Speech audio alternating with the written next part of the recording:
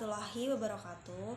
Perkenalkan, nama saya Wanda Gita Cahyani, NPM 20220014. Di sini saya akan menjelaskan beberapa materi tentang masa Cina kuno, khususnya pada dinasti Ming dan dinasti Manchu. Baik, untuk materi yang kedua yaitu tentang masa pemerintahan Qianlong 1732 sampai 1735 Masehi. Pengganti Kangxi ialah Yongzheng, namun ia tidak cakap dalam hal pemerintahan. Pada 1735 Masehi, ia meninggal dan kemudian oleh putranya yang keempat yakni Qianlong 1736 sampai 1796 Masehi. Pada masa kejayaan yang kedua, Qianlong aktif mengadakan ekspansi, memajukan bidang perdagangan dan pertanian, serta kesusastraan.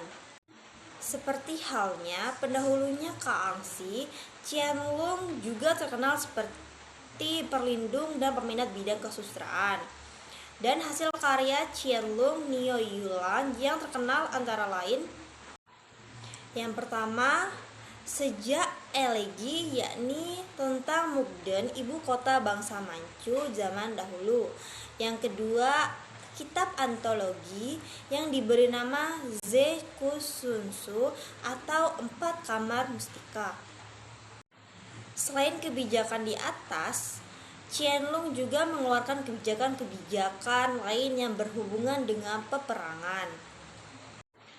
Baik, untuk materi yang kedua yaitu tentang runtuhnya kekuasaan dinasti Manchu. Faktor-faktor yang menyebabkan kemunduran dan kehancuran dinasti Manchu di Cina ialah: yang pertama, ada gerakan Teratai Putih. Gerakan Teratai Putih ini telah muncul sejak akhir masa pemerintahan Qianlong. Gerakan ini terdiri dari orang-orang pecinta kerajaan Ming dan ingin mengembalikan kekuasaannya. Sebab dinasti Ming pernah mengalami masa kejayaan, yakni masa Kaisar Yongle. Yang kedua, ada Perang Chandu I 1839 sampai 1842 Masehi. Sebelum Perang Chandu pecah dalam dinasti Manchu, telah muncul kericuhan-kericuhan dalam suasana yang demikian. Bangsa Barat atau Inggris datang ke Cina dengan tujuan antara lain: satu, negara bebas dengan Inggris sebagai pelopornya. Yang kedua, di era terjadi revolusi industri yang mengakibatkan Inggris harus keluar mencari pasaran industri. Yang ketiga, mengadakan hubungan dengan terutama perdagangan candu. Dalam hal ini, Inggris memasukkan candu secara besar-besaran ke Cina secara gelap tanpa bayar bea cukai.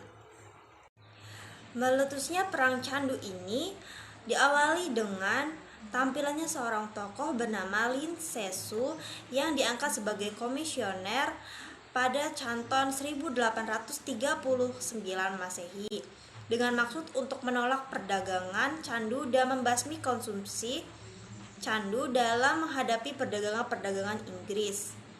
Ia bertindak sangat keras.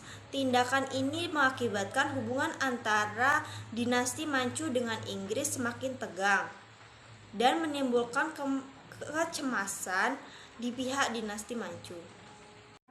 Yang ketiga, ada Perang Chandu II 1856 sampai 1858 Masehi. Alasan Perancis membantu Inggris dalam perang ini antara lain: yang pertama, Perancis ingin membalas dendam terhadap Cina karena banyak kaum nasionalis Perancis yang dibunuh. Yang kedua, Perancis ialah kawan Inggris dalam perang Krim. Pecahnya Perang Chandu II ini waktunya bersamaan dengan adanya pemberontakan dengan Taiping. Perang Chandu II ini berakhir dengan kemenangan pihak Inggris dan diakhiri dengan perjanjian Tianjin 1858 Masehi. Demikian beberapa materi yang dapat saya sampaikan dalam video ini. Saya mohon maaf apabila terdapat tutur kata yang kurang berkenan. Semoga ilmu yang saya sampaikan ini bermanfaat dan menambah pengetahuan untuk teman-teman semua. Terima kasih. Akhir kata saya akhiri. Wassalamualaikum warahmatullahi wabarakatuh.